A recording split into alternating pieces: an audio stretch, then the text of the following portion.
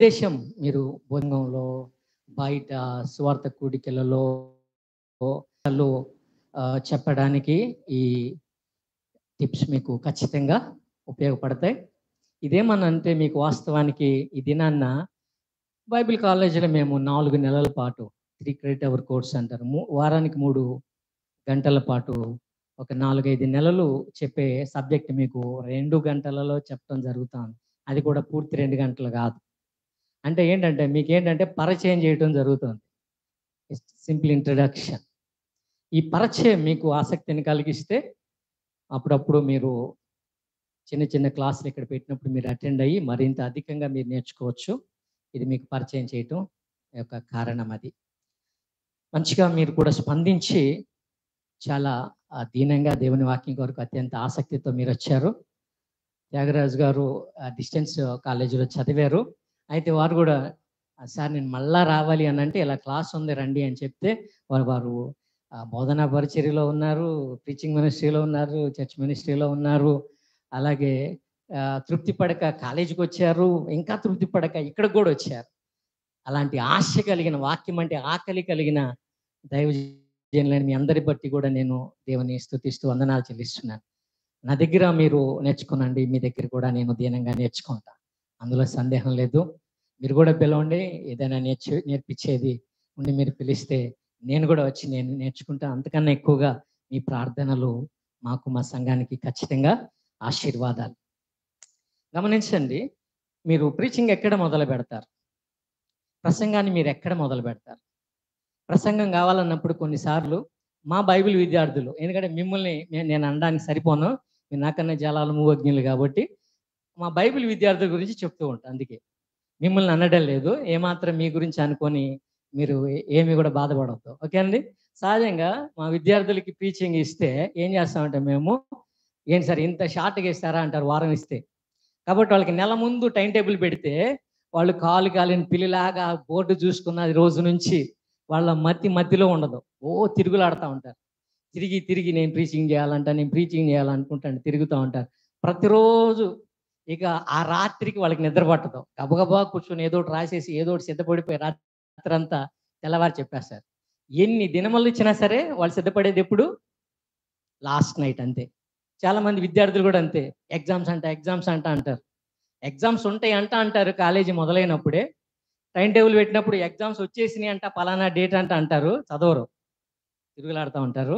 ఇంకా వారమేనంట అంటారు, ఒక వారం ముందు రేపేనంటారు. ఈరోజు రాత్రికి కొంతమంది పుస్తకం కొనుక్కుంటారు, కొంతమంది దులుపుతారు, చదువుతారు, తెల్లవారు రాస్తుంటారు. Late night preparation. అలా కాకుండా దైవ సేవకులు ఎప్పుడు కూడా సంసిద్ధంగా ఉండాలి. సరే, మరి ఎక్కడ మీరు మొదలు పెడతారు? సహజంగా ఎవరైనా ఒకరు మాట్లాడగలరా? ఫ్రీగా ఉండండి, మాట్లాడవచ్చు. అక్కడ నుండే మీరు ఒక మాట అందిస్తే నాకు అర్థమవుతుంది. మీరు ఎక్కడ మొదలు పెడతారు? సహజంగా ప్రసంగము నేను ఎప్పుడు ఒక మాట చెప్తూ ఉంటాను, కుందేలుని చెవులు పట్టుకోవాలి, కోడిని కాళ్ళు పట్టుకోవాలి, ఏమండి బాతుని మెడ పట్టుకోవాలి. ప్రసంగాన్ని ఎక్కడ పట్టుకున్నా తప్పులేదు, ఎక్కడ దొరికితే అక్కడ పట్టుకోవాలి, అక్కడ నుంచి మిగిలినంతా కూడా వస్తుంది.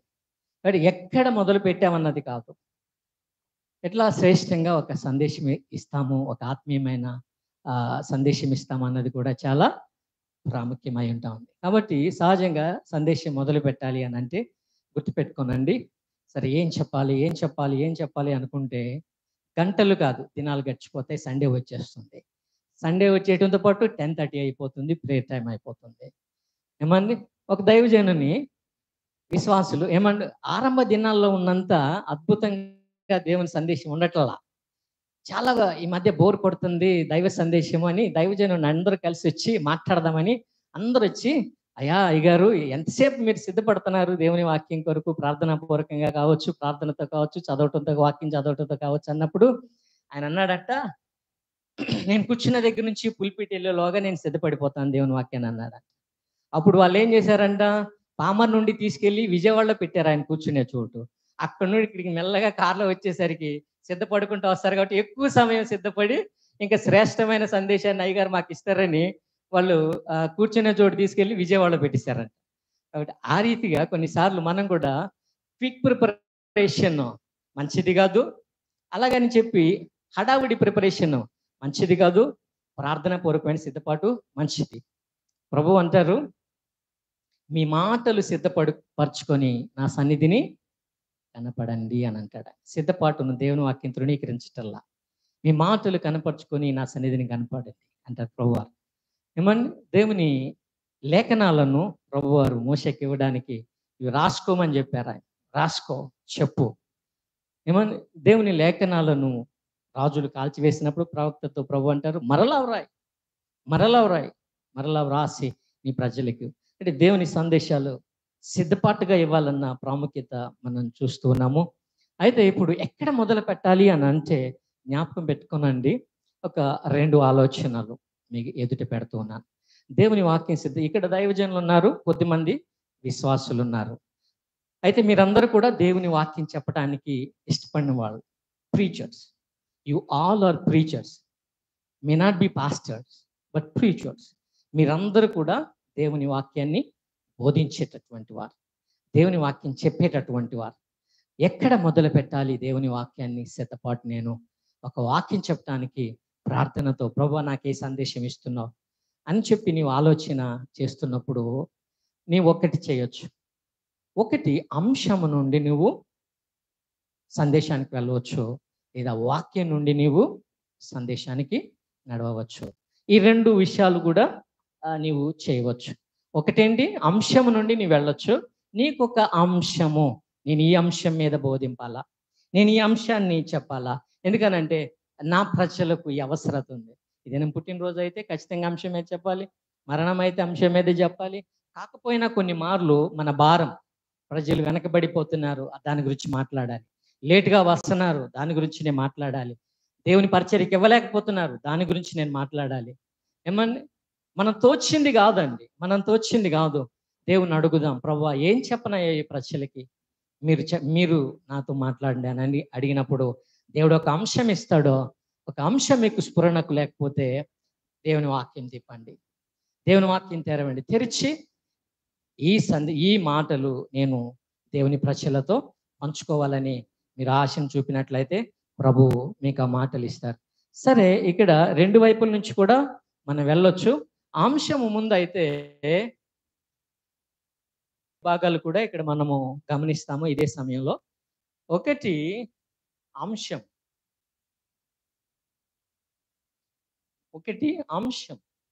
గుర్తుపెట్టుకోనండి, మనకి చాలా ప్రాముఖ్యమైనది అంశం. ఇది పెద్ద విభాగం, బిగ్ ఏరియా. ఈ అంశము నిజానికి ప్రసంగ అంశం ఏంటి అని అంటారు, కానీ ఈ అంశం మీద మనము వాక్యం చెప్పలేము. ఎందుకనంటే ఈ అంశం అంటే ఒక పదం రక్షణ, ప్రార్థన, పాపం, ప్రాయశ్చిత్తం,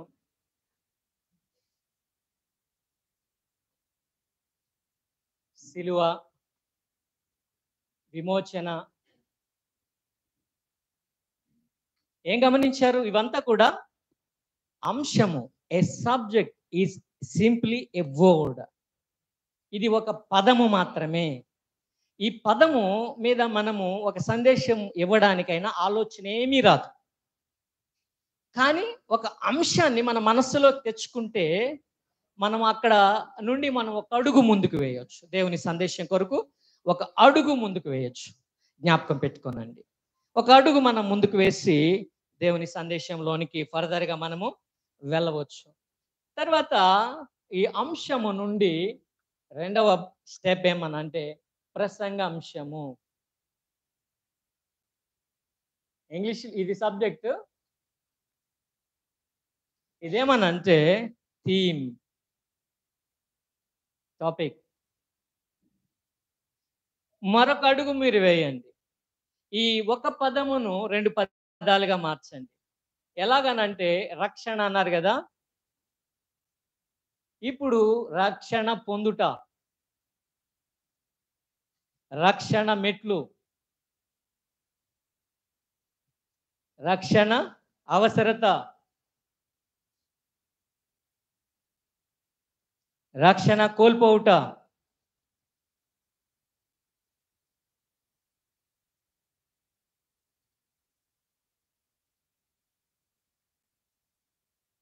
ఇట్లాగా ఈ ఒక్కొక్క అంశము చాలా విషయాలు ధ్యానం చేయటం వలన ఏమవుతుందంటే బైబిల్‌లోని ఒక అంశపు లోతులలోకి వెళ్ళిపోతారు. ఒక సబ్జెక్ట్ లోతులలోకి వెళ్ళిపోతారు. ఒక సబ్జెక్ట్ మీద మంచి అవగాహన మీరు చెప్తున్న కొలది దినాల తరబడి, సంవత్సరాల తరబడి మీరు చెప్పే కొలది కూడా దైవ గ్రంథం మీద అద్భుతమైన పట్టు మీకొస్తుంది. ఒక అంశం మీద అనేకమైన విభాగాలు, అనేకమైన విషయాలు మీరు ఎరుగుతూ ఉంటారు. అది ఇంకా మిమ్మల్ని ఉత్తేజపరుస్తుంది. ఇంకా కొత్త విషయాల అవగాహన మీకు కలుగుతుంది. దేవుని సేవకులు అవ్వచ్చు, లేదా విశ్వాసులు కూడా. దేవుని సందేశం మన యొక్క లక్ష్యం ఏంటి? దేవుని సందేశం కనుగొనుట. దేవా, నాతో ఏం మాట్లాడుతున్నావు? ఏ విషయం గురించి నన్ను హెచ్చరిస్తున్నావు?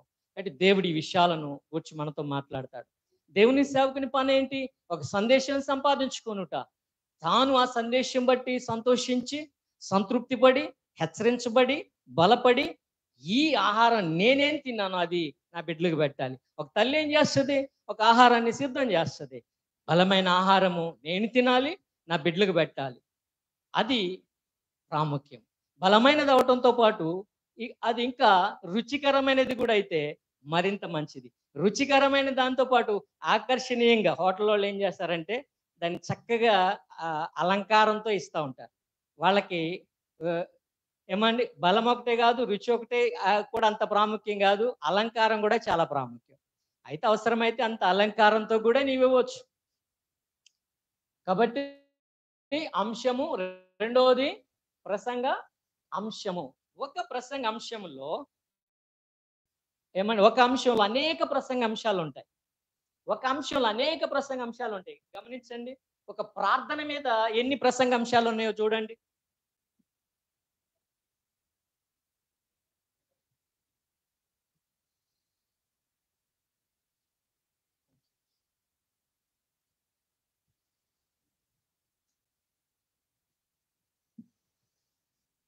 మీరు కూడా చెప్పొచ్చు.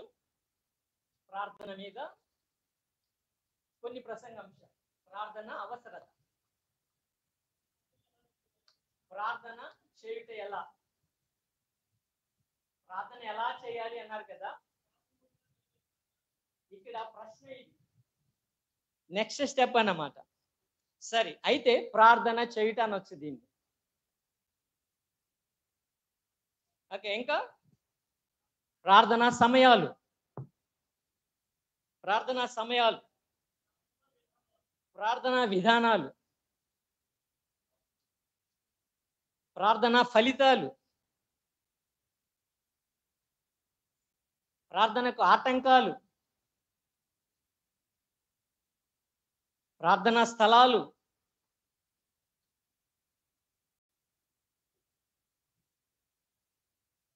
ఓకే, ప్రార్థనా సమయాలు, ఇవన్నీ. ఇవి లు అని వచ్చాయి చూసారా? లు అని వచ్చినాయి చూసారా? థీమ్ అన్నమాట ఇవి. లు అని రాలేదనుకోండి, అదొక టాపిక్ అన్నమాట. అది ఏంటి తేడా ఏంటి అని అంటే, ఈ లు అని వచ్చినప్పుడు మీరు ఇంకేం చేయవసరలా, నేరుగా సందేశానికి వెళ్ళిపోవచ్చు. ప్రార్థనా సమయాలు ఏంటి? ఉదయాన్నే ప్రార్థించిన వాళ్ళందరినీ ధ్యానించండి. మధ్యాహ్నం, మిట్ట మధ్యాహ్నం ఎండవేళ అబ్రహాము మమ్రే వనంలో, సింధూర వనంలో ఏమండి, గుడారపు ద్వారం దగ్గర ప్రార్థన చేయటం మొదలుపెట్టాడు. మధ్యాహ్నం, సాయంత్రం, రాత్రి, ఏమండి, ఇలాగూ ఒక్కొక్కరి ధ్యానం చేయవచ్చు. ప్రార్థనా సమయాలు ఏమండి. ప్రార్థనా స్థలాలు అన్నారనుకోండి, తోటల్లో, కొండ మీద, సముద్ర తీరంలో, ఏమంటే జైలులో, గృహంలో ఎట్లాంటి ప్రార్థనలు చేశారు భక్తులు, మీరు ధ్యానం చేయొచ్చు. ఓకే అండి. ఇలా కాకుండా మనము టాపిక్ అనుకున్నాం కదా, లు రాకోకుండా వచ్చేటటువంటి ప్రసంగ అంశాలు మనం గమనిస్తే అదేంటి, ప్రార్థనా విధానం అన్నాం. విధానాలు అనకుండా విధానం అని అంటే, లేదంటే ఆత్మలో ప్రార్థన, ఉపవాస ప్రార్థన, లూరాల. అప్పుడు దానికి మనకి మళ్ళీ ఆలోచన ఏమి రాదు. అంటే ఫర్దర్ ఇంకో స్టెప్ వెళ్ళాలి మనం. మన ఆలోచనలో మరొక స్టెప్ తీసుకోవాలి. ధ్యానం చేయటానికి. అంటే మనం ఎలా ధ్యానం చేయాలి, ఇది ఇక్కడ మనకి నేరుగా మనకి సందేశం దొరికేసింది కాబట్టి శ్రేష్టమైన విషయాలను ఇప్పుడు వివరించుట కొరకు ధ్యానిస్తాం తప్ప సందేశం అయితే మీకు దొరికేసింది. దీన్ని ఏమంటారు, స్కెలిటన్ మెసేజ్ అంటారు, అవుట్లైన్ మెసేజ్ అంటారు. ఏంటి, అంశం ఉంది, పాయింట్స్ ఉన్నాయి మీకు. ఇప్పుడు ఆ పాయింట్స్ అంటే ఇవన్నీ కూడా డ్రై బోన్స్. నరపుత్రుడా, ఎండిన ఎముకలు జీవం పొందుకోగలవా? ప్రభువా మీకే తెలుసయ్యా. మనం ప్రార్థన చేసినట్టయితే, ఆత్మల భారంతో మనం మూలిగినట్లయితే ఈ చిన్న పదాలను అద్భుతమైన సందేశాలుగా దేవుడు మనకు ఇస్తాడు.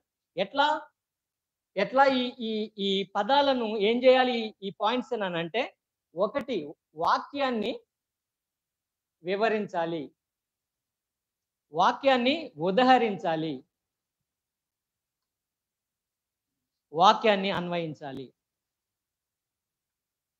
ఇవన్నీ చిన్న పదాలు కదా, వీటిని ఎలా వాక్యాలుగా మనం చేస్తామని కొంతమంది సందేహపడతారు. మామూలుగా దైవజనులకు తెలుసు అనుకోండి, కొత్తగా సందేశాలు చెప్తున్న వాళ్ళకి అనుమానం వస్తుంది. ఏం చేయాలి అని అంటే, వాక్యాలు తీసుకోవాలి, ఒక్కొక్క పాయింట్కి తీసుకొని ఆ వాక్యాలను శ్రేష్టమైన రీతిగా వివరించాలి, అంటే వ్యాఖ్యానించాలి. శ్రేష్టమైన సంగతులు కనుగొంటూ ఉండాలి దేవుని వాక్యం నుండి. అంతేకాదు ఆ తర్వాత అన్వయించాలి. అన్వయించుటానంటే, వాక్యం అనంటే అబ్రహాము ఇస్సాకుని బలిగా అర్పించాడు, అది వాక్యం. ఆ సంఘటన అంతా వివరించుట, వాక్యం వివరించుట. అయితే ఆ తదుపరి ఏం చేయాలి, అన్వయించాలి. అంటే అప్లికేషన్, అంటే ప్రజలకు అది అన్వయించాలి. నీవైతే ఏం చేస్తావు. ఉదహరించుట అనంటే, పలానా అలాగు మన చుట్టూ లేదా చరిత్రలో భక్తులు కావచ్చు, ఎవరైనా అలాంటి త్యాగపూరితంగా దేవుని కొరకు చేసిన వారు ఉన్నారా, త్యాగంగా, అది తెలియచేయుట శక్తివంతంగా ఉంటుంది. ఉదాహరణ, ఇలస్ట్రేషన్, ఏమని, ఇంటర్ప్రిటేషన్, అప్లికేషన్, ఇలస్ట్రేషన్, 3 థింగ్స్. ఆ 3 విషయాలు చేయటం ద్వారా అభివృద్ధి చెంది.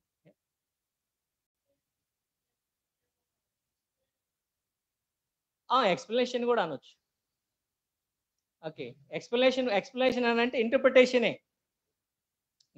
నువ్వు ఎక్కువ వివరిస్తున్నావు, అన్వయం మందు ఎక్కువ, నువ్వు వ్యాఖ్యానం మందు ఎక్కువ వివరిస్తున్నావు. వ్యాఖ్యానం అది కామెంట్, నువ్వు కామెంట్ చేస్తున్నావు. నిజంగా దేవుని సేవకులు ఏం చేయాలంటే, దేవుని వాక్యాన్ని మనం చదవాలి, మనం వ్యాఖ్యానింపాలి. కొన్ని మార్లు గొప్ప భక్తుల వ్యాఖ్యానాలతో, వ్యాఖ్యానకర్తల వ్యాఖ్యానాలతో ఆ వ్యాఖ్యానాన్ని సరిపోల్చుకోవచ్చు, మరిన్ని శ్రేష్ఠ విషయాలు జోడించుకోవచ్చు, దేవుని ప్రజలకు అవి ఇవ్వచ్చు. అవి టూల్స్ అంటారు, ప్రీచింగ్ టూల్స్. దేవుని ప్రజలకు మనం ప్రీచింగ్ టూల్స్ మనము వాడి దేవుని వాక్య సందేశాన్ని మనం ఇవ్వవచ్చు. కాబట్టి రెండోది ప్రసంగ అంశము. సరే, మూడోది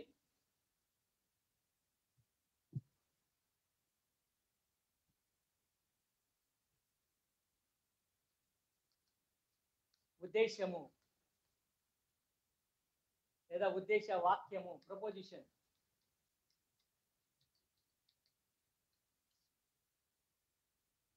ప్రసంగమందు ఈ ఒక్క పదాన్ని 2 పదాలు చేసావు, 2 పదాలను ఒక చిన్న స్టేట్మెంట్. అంటే కొన్ని మార్లు ఆ అంశం, ప్రసంగ అంశం కూడా మనకి ఏ తలంపు ఇవ్వనప్పుడు మనం ఏం చేయాలంటే, దాన్ని ఒక వాక్యంగా మార్చి చూసి శ్రేష్టమైన ఆలోచనలు ఇప్పుడు వస్తాయేమో అని ప్రయత్నం చేయాలి. అంటే ఒక్కొక్క మెట్టు పైకి ఎక్కడానికి. అలాగే దేవుని సందేశంలో ఒక్కొక్క మెట్టు లోనికి వెళ్ళుట. మీ దోణెలు లోతునకు నడిపించండి. లోతుకెళ్ళుట, ఎత్తుకెళ్లితే అద్భుతమైనదంతా కనపడుతుంది. లోనికెళ్లితే సిరి సంపదలన్నీ దొరుకుతాయి. పైకెళ్లితే అద్భుతమైన దృశ్యాలు అగుపడతాయి. కాబట్టి దైవజనుడు పైకి వెళ్ళాలా, లోతులకు వెళ్ళాలా, పైకి దేవుని పిల్లలను తీసుకొని వెళ్ళాలి. జ్ఞాపకం చేసుకుందాం. ఉద్దేశం, ప్రపోజిషన్ అంటారు దీన్ని. ఇక్కడ మనము దేవుని సందేశం ఒక అంశం నుండి ప్రసంగ అంశానికి వెళ్ళేసరికి ఒక విషయము ఒక 10-15 వరకు కూడా సందేశాలుగా మారిపోయాయి. గమనించాం కదా మనం. మీరు ఇక్కడ నోట్స్ తీసుకున్నట్లయితే అక్కడ ఈ ప్రార్థన మీద వేసిన ప్రసంగ అంశాలు ఉన్నాయి. ఎన్ని ప్రసంగ అంశాలు సుమారుగా వేయవచ్చు, కొన్ని ఇవ్వబడ్డాయి. ఇక్కడ ఒక 20 దాకా ఉన్నాయి. ఒక అంశాన్ని 20 ప్రసంగ అంశాలు అవుతాయి. మళ్ళీ ఆ ప్రసంగ అంశము ఉద్దేశాన్ని మనం ఉద్దేశం వైపు మళ్ళిస్తే మళ్ళా ప్రసంగం యొక్క కోణం మారుతుంది, ప్రసంగం యొక్క తీరు మారుతుంది. అంటే మరలా ప్రసంగము మరిన్ని శాఖోపశాఖలుగా వెళుతుంది. కాబట్టి ఇంకా లోతుల్లోనికి నీవు వెళ్తావు, ఎత్తులలోనికి నీవు వెళ్ళడానికి అవకాశం ఏర్పడుతుంది. గమనించుకోండి, ప్రార్థన మీద మనము ఉదాహరణగా తీసుకున్నట్లయితే ఇప్పుడు ఉద్దేశం ఎలా ఉంటుంది అని అంటే, ప్రతి క్రైస్తవుడు ప్రార్థన చేయవలెను.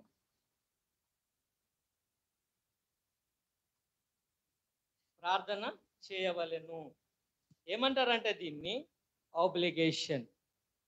ఏమండి? హెచ్చరించుట. ప్రతి అంశాన్ని ఒక స్టేట్మెంట్గా మనం చూస్తే ప్రతి క్రైస్తవుడు ఏం చేయాలి? ప్రార్థన చేయవలెను అన్నప్పుడు ఇక్కడ ఒక ప్రశ్న తలెత్తుతుంది. ఎందుకు? దీన్ని ప్రశ్నార్థకము అని అంటారు. 4వ పాయింట్ అన్నమాట అది. దీనిని ప్రపోజిషన్ అని అంటారు.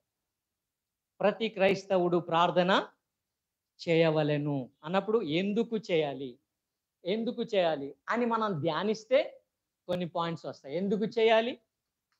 ప్రతి క్రైస్తవుడు ప్రార్థన ఎందుకు చేయాలి? ఏమండి? 1, ప్రార్థన రక్షణ కొరకు, స్వస్థత కొరకు, ఆశీర్వాదం కొరకు.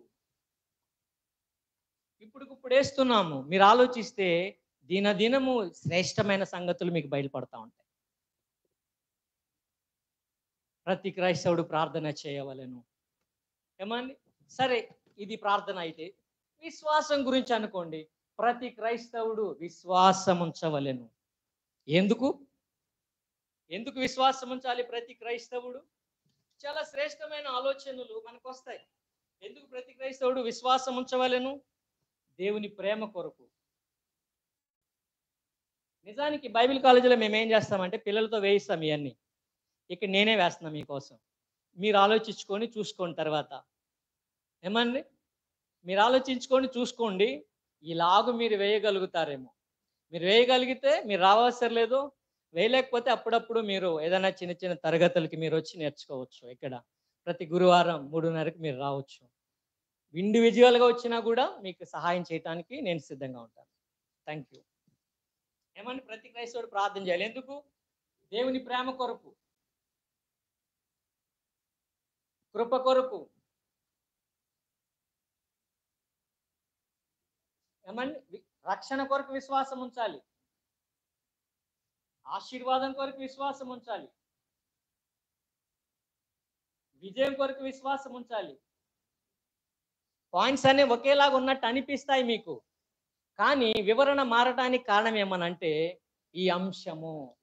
ఇక్కడ ప్రార్థన గురించి మాట్లాడతారు, ఇప్పుడు విశ్వాసం గురించి మాట్లాడతారు, ఇంకోసారి కృప గురించి మాట్లాడతారు, ఇంకోసారి రాకడ గురించి మాట్లాడతారు, ఇంకోసారి యేసయ్య రక్తం గురించి మాట్లాడతారు. అంశం మారినప్పుడు ప్రశ్న మారుతుంది, ప్రశ్న మారినప్పుడు జవాబులు మారుతాయి. ఏమండి? దాన్ని బట్టి సందేశం, శ్రేష్టమైన సందేశము వస్తుంది. మనము సోమరితనంగా ఉన్నట్లయితే కనుక మనం ఏం చేస్తామంటే ఏదో ఒకటి అడ్డం పెట్టేసుకుంటాం. అలా కరెక్ట్ కాదు. ఒక సోమరి పిల్లాడు పరీక్షకి వెళ్ళాడంట. వాడు ఏం చేశాడు? పుస్తకం అంతా ఇంతలా ఉంది, ఎందుకు వచ్చిన గొడవ అని ఒక్క ఎస్సే మాత్రమే చదువుకున్నాడు. వాడు సంవత్సరం పొడుగవుతా ఆవు గురించి చదివాడు అనమాట. ఆవు గురించి చదివితే వాడికి విమానం గురించి రాయమని వచ్చింది. విమానం ఉంది, విమానం ఎక్కినైతే కిందకు చూస్తే ఆవులు కనపడును, ఆవు తెల్లగా ఉంటుంది, ఆవు కొమ్ములు ఉంటాయి, ఆవు పేడ వేయను, ఆవు నెవరు వేయను అన్నాడు. ఇంకోటి బస్సు గురించి వచ్చింది, మళ్ళా అదే ప్రశ్న, అదే జవాబు. బస్సు ఎక్కినట్లయితే బయటకు చూస్తే ఆవు కనపడను. ఏమని మళ్ళా మొదలు పెట్టాడు, ఆవే. ఏం చెప్పినా ఆవే అనమాట. ఏమండి? దేవుని సేవకులు మనం కూడా అదే చేస్తూ ఉంటాం. ఏమన్నా ఒక దైవజనుడు విజయవాడ దేవుని సేవకుడు పరిచర్య కొరకు వచ్చాడు. అద్భుతమైన ప్రసంగం విజయవాడలో చేశారు. ఒక తల్లి విజయవాడ వచ్చింది, వాక్యం వింది. ఆహా, హృదయం నిండింది, ఎంత మంచి సందేశం అనుకుంది. అదే దైవజనుడు వైజాగ్ వెళ్ళారు, అదే వాక్యం చెప్తున్నారు. ఆ తల్లి కూడా వైజాగ్ వెళ్ళింది, మళ్ళా దేవుని సేవకుడు వస్తున్నాడని అదే వాక్యం వింది. సరే మంచిది, దేవుడు రెండో మారు మాట్లాడాను. మళ్ళా ఆమె కుమార్తె దగ్గరికి హైదరాబాద్ వెళ్ళింది, మళ్ళా దైవజనుడు అక్కడికి వెళ్ళాడు, ఆయన కూడా అదే వాక్యాన్ని మళ్ళీ అక్కడ చెప్తాం. ఊరు వేరు కదా, అదే వాక్యాన్ని ఆయన కూడా చెప్తాడు. అప్పుడు ఇక ఆమె తట్టుకోలేక అయ్యగారి దగ్గరికి వెళ్ళి అడిగిందంట. అయ్యగారు, విజయవాడ వచ్చానండి, ఆ వాక్యమే చెప్పారు. వైజాగ్ వెళ్ళానండి, ఆ వాక్యమే చెప్పాను కూతురు దగ్గరికి, మనవరాల దగ్గరికి. ఇక్కడ హైదరాబాద్ ఇక్కడ కూడా అదే వాక్యం చెప్పారు అని అంటే అయ్యగారు తెలుగు ఒక మాట అన్నారంట. అమ్మా, ప్రభువారు నీతో విజయవాడలో మాట్లాడారు, మారలా నువ్వు? వైజాగ్ వచ్చితే మాట్లాడాడు, మారలా నువ్వు? కనీసం హైదరాబాద్లోనన్నా మారతావేమోనని ఇక్కడికి తీసుకొచ్చాడు నిన్ను నన్ను కూడా, ఇక్కడ కూడా నువ్వు మారలా, నన్ను ప్రశ్నిస్తున్నావు దైవజనుణ్ణి అన్నాడంట. ఏమని? కనీసం మనం కొన్నిసార్లు కొత్త విషయాలు చెప్పలేకపోయినా కనీసం ఇదిలాగన్నా ఏదన్నా ఒక జోక్ అయినా చెప్పాలి, లేకపోతే సర్దుకోవటం అన్నా మనకు తెలియాలి. జాగ్రత్త. ఓకే, కాబట్టి జ్ఞాపకం పెట్టుకోనండి. మీకు ఒక మాట చెప్పే కదండి ఇక్కడ, ఇవన్నీ ఊరికే పదాలు కదండి, వీటిని ఏం చేసుకుంటామండి అనొచ్చు మీరు. ఏం చేయాలి? వీటిని వాక్యాన్ని వివరించాలి, అన్వయించాలి, ఉదహరించాలి. ఒక్కొక్క పాయింట్ తీసుకొని వివరించటం వలన వాక్యాలు పెట్టుకొని, ఒక్కొక్క వాక్యాన్ని పెట్టుకొని, ఒక్కొక్క వాక్యాన్ని విశ్వాసం బట్టి దేవుని ప్రేమ ఎలా పొందుకున్నారు, విశ్వాసం బట్టి దేవుని కృప ఎలా దొరికింది, విశ్వాసం బట్టి రక్షణ ఎలా దొరికింది, విశ్వాసం బట్టి స్వస్థత ఎలా దొరికింది, విశ్వాసం బట్టి ఆశీర్వాదం ఎలా దొరికింది, మీరు దేవుని లేఖనాలు తరచి చూడాలి. ప్రియమైన దేవుని పిల్లలు జ్ఞాపకం పెట్టుకోనండి. ఆ రీతిగా శ్రేష్టమైన సందేశాలు అనేకాలు మీరు దేవుని ప్రజలకు ఇస్తూ ఉండొచ్చు. వాళ్ళు సంతోషిస్తారు, ఆనందిస్తారు, సమృద్ధిగా భావిస్తారు. కాబట్టి ఆ రీతిగా మీరు విశేషంగా దేవుని వాక్య పరిచర్య చేయాలని నేను కోరుతూ ఉన్నాను. అంశము నుండి ఎలాగూ వెళ్ళాలి.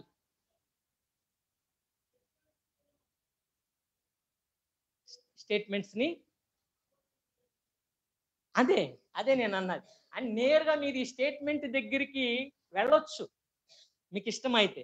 అంటే మీరు అంశం చూడుకోకుండా, ప్రసంగాంశాన్ని చూడుకోకుండా ఇక్కడికి రావచ్చు అన్నట్టు ఎందుకు వెళ్ళకూడదు? మీకు ఓపిక ఉంది, 3 మెట్లు ఒకేసారి ఎక్కుతానంటే ఎక్కొచ్చు. నేను ముసలాన్ని ఒక్కొక్కటి ఎక్కుతానంటే ఎక్కొచ్చు. ఏమండి, కొంతమంది జ్ఞానం ఎక్కువైతే ఒకేసారి. ఆ మధ్య ఎవరో ఒక పాప, 16 ఏళ్ల పాప, ఏమండి, స్పెషల్ పర్మిషన్ తీసుకొని ఇండియాలో ఒప్పుకపోతే ఆక్స్ఫర్డ్ యూనివర్సిటీకి వెళ్ళి వయసు లేకపోకుండానే డిగ్రీ చేసి, పీజీ చేసి, డాక్టరేట్కి రెడీ అయిపోతాం. ఏమని, ఎంతైనా జ్ఞానం మనం వాడటం దేవునికి ఇష్టమే. మన జ్ఞానం కొలది దేవుని కొరకు పరిచర్య చేయటం ఆయనకి ఇష్టమే, ఆయన వాడుకుంటాడు. మనము ప్రయత్నం చేస్తే తప్పేం లేదు. నేరుగా ఎక్కడి నుంచి కూడా మీరు వెళ్ళొచ్చు, ఇక్కడి నుంచి కూడా మీరు వెళ్ళొచ్చు. ఓకే, సరే. ఇదే సందేశాన్ని వలెను అని అంటే ఏమైందో చూసాం. సరే, ఇదే సందేశాన్ని గలము అని అంటే ఏమవుతుందో చూద్దాం. ఇది ఆబ్లిగేషన్ అన్నాం కదా. రెండోది ఏంటంటే హెచ్చరించుట, తర్వాత ప్రోత్సహించుట. ప్రోత్సహించుట అంటే ఎబిలిటీ. ఇది ఆబ్లిగేషన్.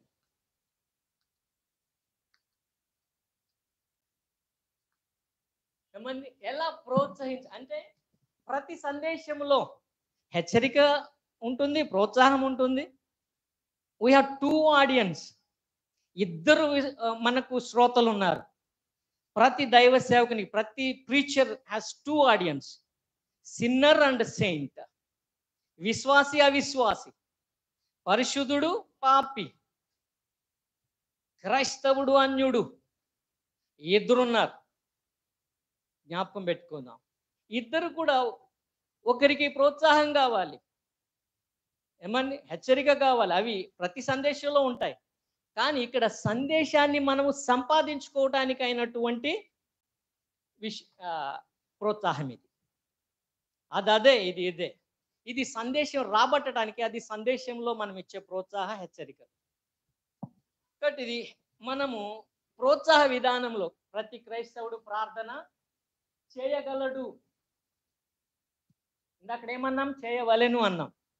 ఇప్పుడు ఏమంటున్నాం? ప్రతి క్రైస్తవుడు ప్రార్థన చేయగలడు. ఎలా వస్తుంది ప్రశ్న అప్పుడు? ఎలా? అవునా? క్రైస్తవుడు ప్రార్థన చేయగలడా? కొంతమంది అంటారు, నా ప్రార్థన రాదండి, ప్రార్థన చేయలేనండి. ఏమని 20 ఏళ్ళ నుంచి చర్చికి వెళ్తుంటారు, ప్రార్థన చేయమని అంటే నాకు నడవదండి అంటారు, మొహమాటం లేకుండా. ఏమండి, ప్రార్థన చేయటం రాదండి అని అంటారు. సిగ్గు బిడియం అది. వాడిని తప్పు పట్టడం కాదు, సిగ్గు, భయం. ఏమని, ఆటంకాలు, ప్రార్థనకి ఇవి ఆటంకాలు, ఆశీర్వాదాలకు ఆటంకాలు. ప్రతి క్రైస్తవుడు ప్రార్థన చేయగలడు. ఎలా ప్రార్థన చేయగలడు క్రైస్తవుడు అని అంటే, ఎలా ప్రార్థన చేస్తాడు అతడు? ప్రతి క్రైస్తవుడు ప్రార్థన చేయగలడు. ఎలా చేయగలడు ప్రార్థన? పశ్చాత్తాపంతో చేయాలి, వాక్యంతో చేయాలి, ఆత్మతో ప్రార్థన చేయాలి. ఎగ్జైట్మెంట్గా ఉంటుంది. ఒక ఒక అంశం మీద ఎన్నెన్నో సందేశాలు కనుగొనడం ఆశీర్వాదకరంగా ఉంటుంది. ఇంకా ఇంకా మన మనస్సు దేవుని వాక్యం చేత నిండిపోతుంది. దేవుని వాక్యం కొరకు ఇంకా ఇంకా ఆకలి ఎక్కువ అవుతుంది. తినే వాళ్ళకి ఆకలి ఎక్కువ అవుతుందండి. తినడం మానేసినాక ఆకలి చచ్చిపోతుంది. చాలా మంది ఏమన్నా పెట్టి తినమంటే వద్దు, వద్దు. ఎంత మంచి ఆహారం పెట్టినా వద్దు, తినబుద్ధి కావట్లేదు, టైం అవ్వలేదు అంటారు. 2 అయినా 3 అయినా కూడా ఏమంటారు? టైం అవ్వలేదు అంటారు. మనకు కూడా ఆకలి చచ్చిపోతుంది. మనం ఎక్కువ, ఇంకా ఎక్కువ ఎక్కువ దేవుని వాక్యాన్ని చదువుట, ధ్యానించుటలో మనం ఉండకపోతే, సరిపెట్టుకుంటూ ఉంటే సరిపోతుంది. కానీ సరిపెట్టుకోకపోతే, ఆశ ఉంటే, ఆకలేస్తే, తింటూ ఉంటే శక్తి పెరుగుతుంటుంది, ఆరోగ్యం పెరుగుతుంటుంది, ఆశ పెరుగుతుంటుంది. అయితే మనం కూడా వాక్యానికి కూడా ఈ విషయాలు మనము అన్వయిద్దాం. మరి అలాగే విశ్వాసం గురించి కూడా చూద్దాం. విశ్వాసంగా మారుద్దాం. విశ్వాసం, ప్రతి క్రైస్తవుడు విశ్వాసం ఉంచగలడు. క్రైస్తవుడు విశ్వాసం ఉంచగలడు. రక్షణ కావచ్చు, స్వస్థతకు కావచ్చు, ఆశీర్వాదానికి కావచ్చు, ప్రతి క్రైస్తవుడు విశ్వాసం ఉంచగలడు. ఏమని, ఎలా విశ్వాసం ఉంచాలి? దీని విషయాలు దీనికి వస్తే, ఒకళ్ళు వచ్చిన పాయింట్సే రావచ్చు, కానీ వివరణ మారిపోద్ది. ఖచ్చితంగా వివరణ మారిపోద్ది. ఎందుకనంటే నీ ప్రశ్నలు బట్టి జవాబు వస్తుంది ఏదైనా. అన్నిటికీ ఒకే జవాబు కాదు కదా. ఆ విద్యార్థి అంటే ఏదో తెలివితేటలో ఎక్కువయ్యి ఒకే జవాబు రాశాడు అనుకోండి అన్నిటికీ. కానీ నిజానికి ఏ ప్రశ్నకు ఒకే జవాబు, అన్ని ప్రశ్నలకు ఒకే జవాబు ఎప్పుడు ఎక్కడా కూడా ఉండదు. శ్రేష్టమైన జవాబులు మనం కనుగొంటూ, ఆ జవాబులు శ్రేష్ట సందేశాలుగా దేవుని ప్రజలకు వెల్లడించవచ్చు. మనము కనుగొని తీసుకొని తృప్తి పొందవచ్చు అని జ్ఞాపకం చేసుకోండి. ఒకవేళ ఇది నెగిటివ్గా మనం చూడాలంటే, పాపం గురించి మనం చూసామనుకోండి, ఏమని, మనము హెచ్చరిక చూసామనుకోండి, క్రైస్తవుడు పాపము చేయవలెను అందామా? ఇప్పుడు దాకా అన్ని అలాగే అన్నా కదా, విడువవలెను అనాలి. ప్రతి క్రైస్తవుడు పాపము విడువవలెను. ఎందుకు విడవాలి? విడవటం అనేది ఆజ్ఞ. ఆజ్ఞ కాబట్టి అది ఆజ్ఞ. అందు నష్టం ఉంది.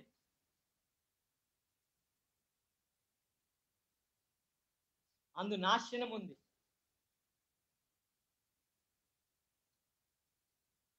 అందుకు శిక్ష ఉంది. కాబట్టి క్రైస్తవుడు పాపమును విడువవలెను. ఇవి 4 మాటలు కాదండి, ప్రసంగం యొక్క 4 భాగాలు. ఒక ప్రాముఖ్యమైనటువంటి అంశం అనంటే ప్రసంగపు భాగము. నీ అంశం మీద నువ్వు వివరించే విషయాలు ఇవి. పాపము విడవలెను అనేది ఆజ్ఞ. ఏమని, ఎందుకంటే అందుకు నష్టము, నాశనము, శిక్ష ఉన్నాయి కాబట్టి. సరే, అదే మనం ప్రోత్సాహము చెప్పాలి అనంటే, క్రైస్తవుడు పాపమును విడువగలడు. క్రైస్తవుడు పాపంపై జయము పొందగలడు. అలాగుండాలి. మనం గుడ్డిగా వెళ్ళకూడదు. ఏదంటే మనము ముక్కు సూటిగా వెళ్ళు అని అంటే, దారి బట్టి సూటిగా వెళ్ళమనే కానీ దారికి అడ్డంగా ఇల్లు వస్తే ఇల్లు ఎక్కేసి దిగమని కాదు. కాబట్టి మనము ఒక బండ గుర్తు తీసుకుంటున్నప్పుడు దాని గురించి ఆలోచన చేద్దాం. ఈ ప్రశ్నలాగానే ఈ ప్రశ్న ఆలోచించి మనము ఏమాత్రము మనసు పెట్టుకోకుండా జవాబు కనిపెట్టి మనం చెప్పేస్తున్నాం అనుకోండి, అది యాంత్రికంగా ఉంటుంది.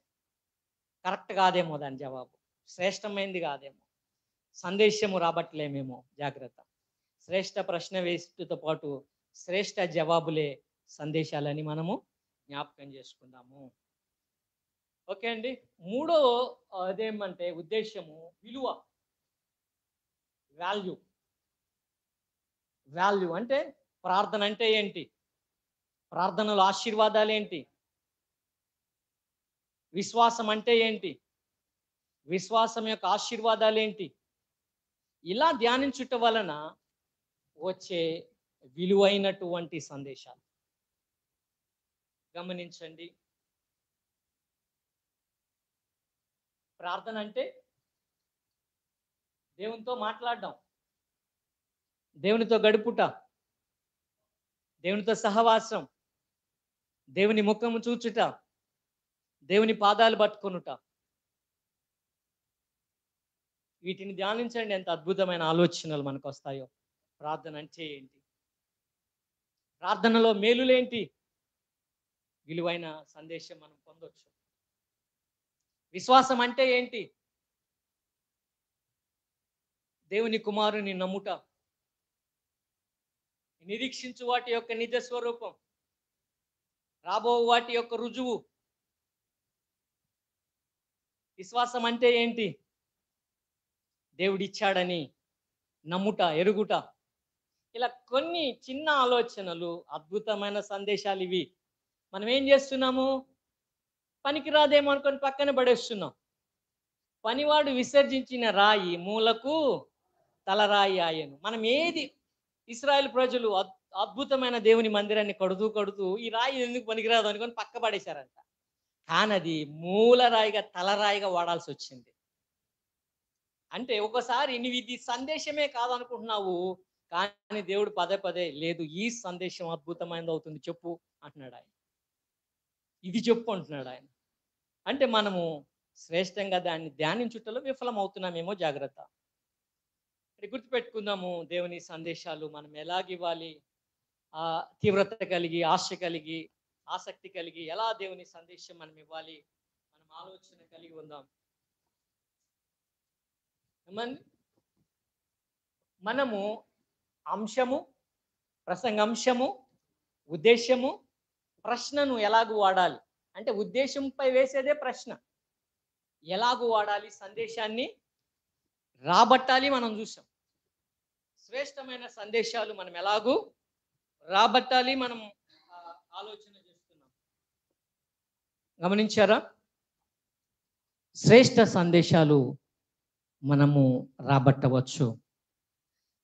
ఒకవేళ ప్రకటించుటలో కొంతమంది అసాధారణమైనటువంటి వరం ఉంటుంది. వాళ్ళు మాట్లాడితే ప్రజలు అంగీకరిస్తారు, వాళ్ళ రూపాన్ని ప్రజలు అంగీకరిస్తారు, వారి హావభావాలను ప్రజలు అంగీకరిస్తారు, వారు ఏం మాట్లాడినా గొప్పగా తీసుకుంటారు. సరే, ఎందుకనంటే preaching is gift, speaking is gift. కొంతమంది మాట్లాడితే అంతే, ఆ ప్రజలకి ఆ తీరు ఇష్టమైపోయింది కాబట్టి వాళ్ళు మాట్లాడుతున్న విధానమే మాట్లాడే విధానంగా ప్రజలు భావిస్తున్నారు. కాబట్టి వాళ్ళు ఏం మాట్లాడినా చెల్లిపోతుంది, కాబట్టి నాకు ఆ గిఫ్ట్ లేదు అని అనుకుంటావేమో. Then I want to tell you one thing, preaching science also. It's science. ఇది స్కిల్ మాత్రమే కాదు, సైన్స్ కూడా. అంటే ఏంటంటే నువ్వు అభ్యాసం చేయవచ్చు. ఐఎమ్ నాట్ గిఫ్టెడ్, నేను ప్రీచర్ కాదు, నేను గిఫ్టెడ్ కాదు, కానీ దేవుడు నాకు ఇది ఇచ్చాడు. ఏమని చాలా మంది నాకు అసలు పెద్దగా చదువు తక్కువే, నేను ట్రంక్ పెట్టేసుకొని దిక్కులు చూసుకుంటా బెంగళూరులో దిగి బైబిల్ కాలేజీ చదువుకొని, అందరూ పెద్ద ఉన్నవాళ్ళు, పెద్ద పాస్ గారి పిల్లలు, పెద్ద చదువులు చదువుకొని ఆఖరికి ఎంబీబీఎస్ చేసిన వాళ్ళు కూడా ఉన్నారు మా తరగతుల్లో. అయితే ఒక చక్కని అవగాహన ప్రభువారు నాకు కలిగించారు. ఆ పైన దేవుని వాక్యాన్ని నాకు బ్రిటిష్ ఆవిడ జూడీ బ్రౌన్ అని నేర్పించారు. ఆమె ఏం రాసిందంటే కింద ఒక పేపర్ మీద నీకు వెలిగింపు కలగాలని నేను నీకోసం ప్రార్థన చేస్తున్నానని రాసింది. ఒక శ్రేష్టమైనటువంటి సందేశం తెలియచేయటానికి అయినటువంటి వరం మనకు లేకపోయినా మనము అభ్యాసం వలన దేవుని సందేశాన్ని ప్రకటించవచ్చు. అందమైన సందేశాలన్నీ అద్భుతమైనవి ఏం కాదు. ఆహా అన్న సందేశం ప్రజలు మర్చిపోవచ్చు. ఇది పెద్ద సందేశం కాదు అని అనుకున్నది దేవుని ప్రజలను కలత పెడుతూ మార్పునకు పురికొల్పవచ్చు. సందేశము చెప్పటం మన పని, దానిని వాడి రక్షణకు ప్రజలను నడిపించటం పరిశుద్ధాత్మ దేవుని పని. మన పని మనం శక్తి వంచన లేకుండా చేసినప్పుడు దేవుడు తన పనిని చేసుకుంటాడు. కాబట్టి మనం మాత్రం ఎక్కడ కూడా రాజీ పడుకోకుండా దేవుని పని చేయటంలో ముందుకెళ్ళటమే మన పని. అయితే మనమేమి ఒళ్ళు దాచుకోకుండా సమయము దేవునికి ఇస్తూ చక్కగా మన వంతు మనం దేవుని పని చేయాలని మాత్రము మనము ఆశిద్దాము, పురికొల్పబడదాం. ముఖ్యంగా గమనించండి, కొన్ని మనం చిన్న చిన్న ప్రాక్టీసెస్ కూడా మనము చేయవచ్చు.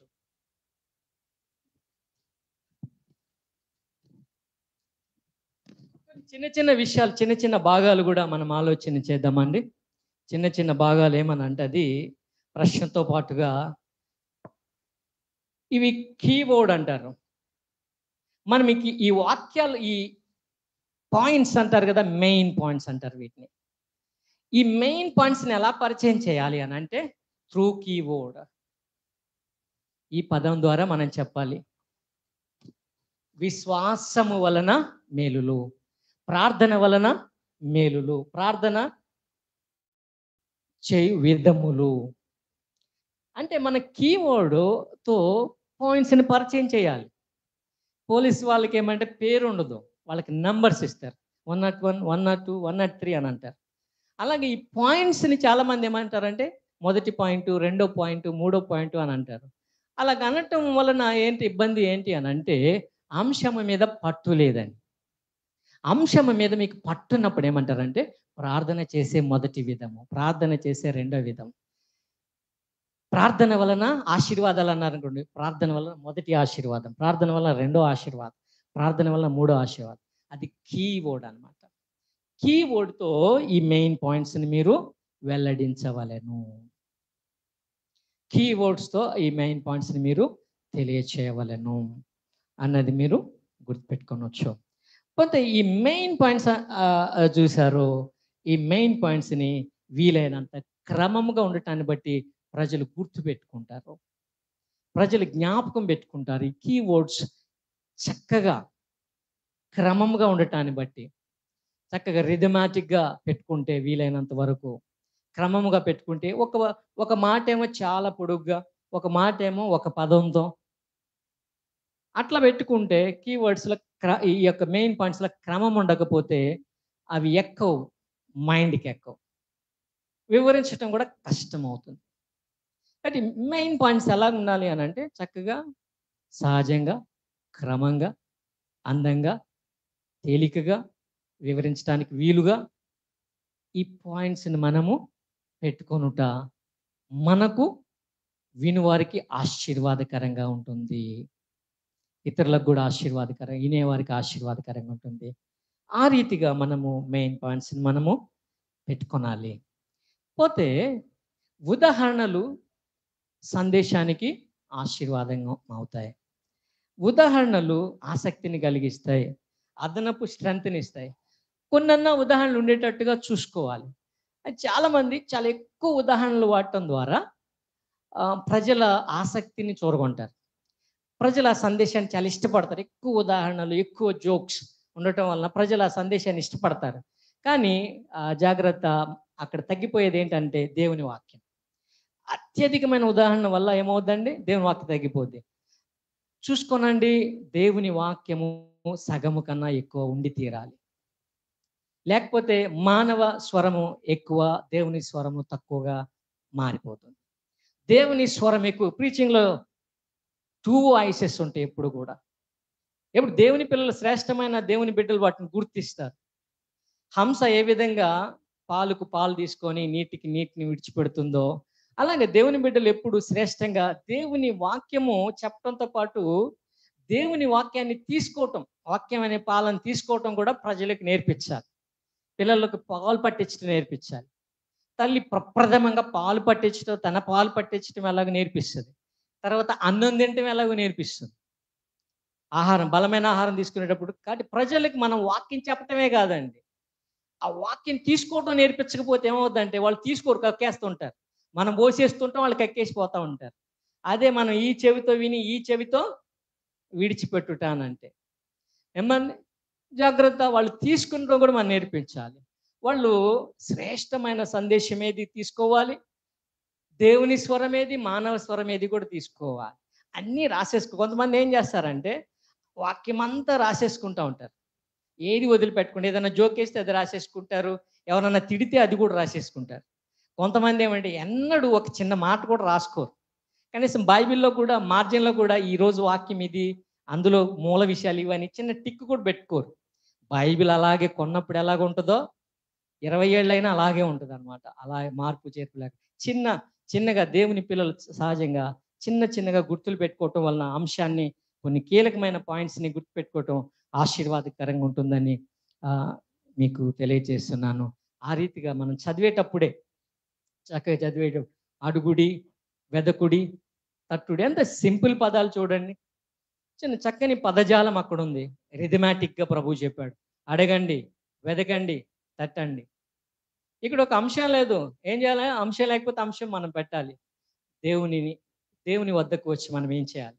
అడగాలి, వెదకాలి, తట్టాలి. అక్కడ పాయింట్స్ ఉన్నాయి, అంశం లేదు. కానీ అంశం మనం పెట్టినట్లయితే అక్కడ మనకు శ్రేష్టమైన సందేశం మనకు దొరుకుతుందని జ్ఞాపకం చేసుకోనండి. పోతే ఇంట్రడక్షన్ ఆరంభించేటప్పుడు, ప్రసంగాన్ని ఆరంభించేటప్పుడు, ముగించేటప్పుడు జాగ్రత్త. అవి ప్రభావభరితంగా సందేశాన్ని మారుస్తాయి. ఆరంభించేటప్పుడు జనరల్‌గా నేరుగా అంశంలోనికి, వాక్యంలోనికి వెళ్ళొద్దు. నేరుగా బైబిల్ తీసేసి చెప్పేస్తే మొదలు పెడతారు. చెప్పేస్తే మొదలు పెడితే ఏమవుతుందనంటే, ప్రజల మనసు ఎప్పుడు కూడా మనం భౌతికమైన వారు. మన మనసంతా భౌతికమైన విషయాల మీద ఉంటది. కానీ మనం ఏం చేయాలంటే, ప్రీచర్ ఏం చేయాలంటే వాళ్ళని భౌతికమైన విషయాల నుండి ఆత్మీయమైన విషయాల్లోకి నడిపించుకు వెళ్ళాలి మెల్లగా. ఇంట్రడక్షన్ దానికి ఉపయోగపడుతుందనమాట. ఒక అంశాన్ని పరిచయం చేస్తూ, దాన్ని విలువను తెలియచేస్తూ, లేదంటే ఒక చక్కని ఉదాహరణ ద్వారా ఆ అంశాన్ని పరిచయం చేయటం ద్వారా ప్రజలు నీ అంశం తట్టు మనస్సు నిలుపుతారు. అదే సమయంలో ముగింపు ఎలాగుండాలంటే, ముగింపు వాక్యంతో ఉండాలి. కాబట్టి ప్రియులారు, ఇప్పటి వరకు మనం ప్రార్థన చేయుటను నేర్చుకున్నాం. ప్రియులారు, ఇప్పటి వరకు మనం ప్రార్థనలో ఆశీర్వాదాలు నేర్చుకున్నాం. ప్రియులారు, ఇప్పటి వరకు మనము విశ్వాసంలో నిలకడగా ఉండుట ఎలా అని తెలుసుకున్నాం. ఇలాగా అంశము మీరు ఇప్పటి వరకు ఏం నేర్చుకున్నారో వారికి తెలియచేసి, ఆ మూలమైన విషయాలను వరుసగా వారికి తెలియచేయాలి. ఒకటిది, రెండోది ఇది, మూడోది ఇది, నాలుగోది ఇది. మొదటి మెట్టు ఇది, రెండో మెట్టు ఇది, మూడో మెట్టు ఇది. మొదటి ఆశీర్వాదం ఇది, రెండో ఆశీర్వాదం ఇది, మూడో ఆశీర్వాదం ఇది, నాలుగో ఈ 4 ఆశీర్వాదాలు మీరు ఈ దినాన్ని నేర్చుకున్నారు.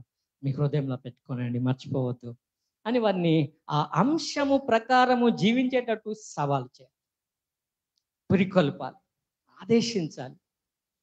తీర్మానానికి కొన్ని మార్లు పురికొల్పవచ్చు. ఇలా చేస్తానంటే మీరు చేతినెత్తండి, ఇలా చేస్తానంటే మీరు బలిపీఠం వద్ద వచ్చి మోకరిల్లి ప్రణమిల్లి, ముఖ్యంగా ఉపవాస ప్రార్థన లాంటి సమయాలలో, ముఖ్యంగా కొన్ని ప్రశస్తమైన సమయాలలో ప్రతిదినం అలా చేస్తే మళ్ళీ అది కూడా యాదృచ్ఛికం అయిపోతుంది. ఇలాగ మనము వారిని ప్రత్యేకమైన తీరులో మీరు చేతినెత్తండి, మీ హృదయాల్లో, మీ అంతరంగంలో మీరు ప్రార్థించండి. ఇట్లాగా వాళ్ళు ఆ అంశానికి ఏకీభవించేటట్లుగా వాళ్ళని మీరు పురికొల్పవచ్చు. సరే, ఈ సంగతులు ఇక్కడ పక్కన పెట్టి మనము అంశం నుండి కాకుండా టెక్స్ట్, మూల వాక్యం నుండి, మూల వాక్యాన్ని మన అంశం నుండి అలాగ వెళ్ళాలి. చూసాం కదండి. ఇప్పుడే నెక్స్ట్ పాడేమండి, మూల వాక్యం నుండి ఎలా సందేశంలోనికి మనము నడవాలి కూడా మనం ధ్యానం చేద్దాం. ఇది సెకండ్ పార్ట్. ఇది ఈ 2 పార్ట్స్గా మనం ఈ కొన్ని టిప్స్ మనం నేర్చుకుందాము.